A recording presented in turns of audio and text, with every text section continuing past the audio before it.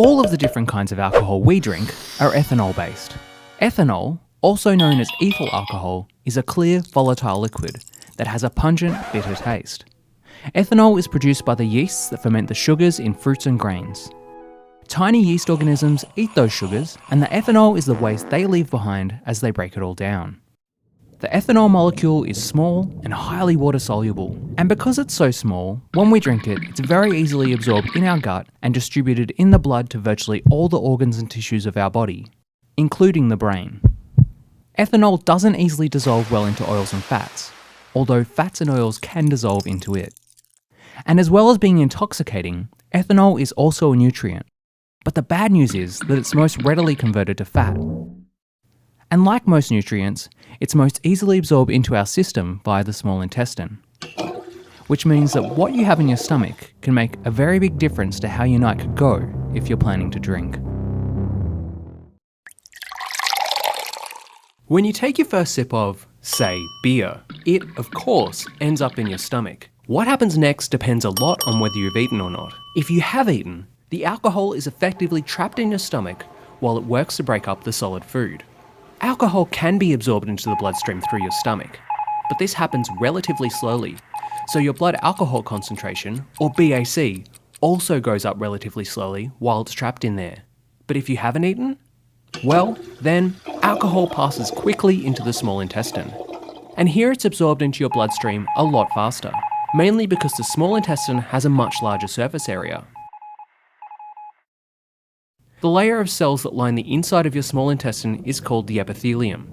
The epithelium is composed of several different cell types, and together they're organised into little finger-like protrusions called villi, and they're covered by even smaller protrusions called microvilli. The particular cells that absorb nutrients and alcohol are called enterocytes. The presence of villi and microvilli massively increase the surface area to help absorb water and nutrients such as amino acids, sugars, fats, and alcohol out of the small intestine and into blood vessels. Because ethanol is only a small molecule, roughly 3 times as big as a water molecule, it can easily pass through the same channels and pores that water uses to enter the bloodstream. Everything you eat or drink that's absorbed through the digestive tract into the bloodstream goes to your liver first via a special system of veins called the portal system.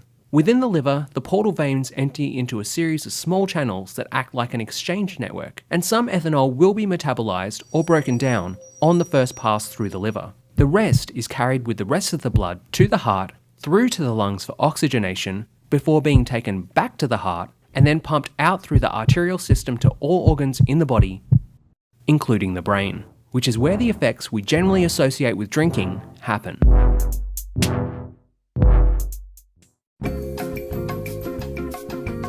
Ethanol acts as a depressant within the brain, meaning that it slows down the function of nerve cells. It does this by messing with the brain's neurotransmitters, which it can do because ethanol is such a small molecule that it can pass through the tight capillaries in the brain known as the blood-brain barrier. Neurotransmitters are chemical messengers used by our nervous system to communicate with nerve cells and muscles. There are a number of different types of neurotransmitters, but alcohol mainly affects 3: GABA, glutamate, and dopamine. Ethanol increases the effects of GABA, which is an inhibitory neurotransmitter, which means it decreases electrical activity in the brain, slowing it down. Ethanol also reduces the amount of glutamate in the brain, and glutamate is an excitatory neurotransmitter, so reducing its effect also slows the body down. Both of these effects are why after a number of drinks we might have difficulty speaking and poor coordination. And dopamine? Well, you would think that the onset of these effects would signal to most of us to stop drinking. So why do we often end up lining up at the bar for another drink? Ethanol increases the amount of dopamine in the brain's reward center. This increases the feeling of pleasure when we drink. The level of pleasure we derive from drinking is not the same for everyone. Some people's genetic makeup makes them feel considerably more pleasure than others. These people are at high risk of being heavy drinkers and developing alcoholism. And there is a lag between when we consume the drink and when the next level of intoxication kicks in. So you may still feel fine, or at least think you feel fine, as you ask the bartender for another round. There are also social pressures. You're probably drinking with friends or family and could be trying to impress them, or at least keep up with them, reacting to peer pressure and family or cultural expectations. So, you're feeling pleasure, your inhibitions are lowered, you're reacting to a social pressure to drink, your judgment is impaired, and your body is still 2 drinks behind your enthusiasm. Really, you have to have pretty good self-control not to have just one more drink. And you're probably not even thinking about the hangover that awaits you tomorrow morning. The effects of alcohol obviously increase the more we drink. And while it's difficult to say how many drinks equate to specific effects, there are so many factors involved, such as food intake, gender, weight, and other things. We can approximate effects based on blood alcohol concentration, or BAC. At a BAC between 0.02 to 0.03, perhaps one standard drink, there are very few obvious effects, with only a slight intensification of mood.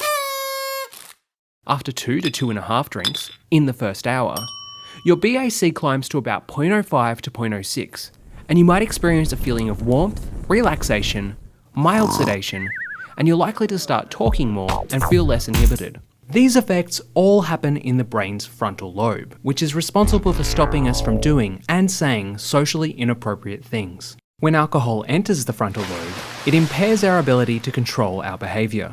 At a BAC of 0.07 to 0.09, your speech will start to slur and you'll not be as balanced when you move. There'll also be a decrease in reaction time and coordination, hence the legal driving limit of 0.05 in Australia. Your hearing and vision will also be impaired. And it's pretty much just downhill from here. At a BAC of 0.13 to 0.15, you'll have significant loss of coordination and balance, blurred vision, and your judgment will be severely impaired. Most people will start to feel nauseous and may start vomiting if their BAC gets to close to 0.2. At a BAC of around 0.3, you'll be in a state of near unconsciousness, if not unconscious already. Coma is possible at 0.35 and up, and death is just around the corner.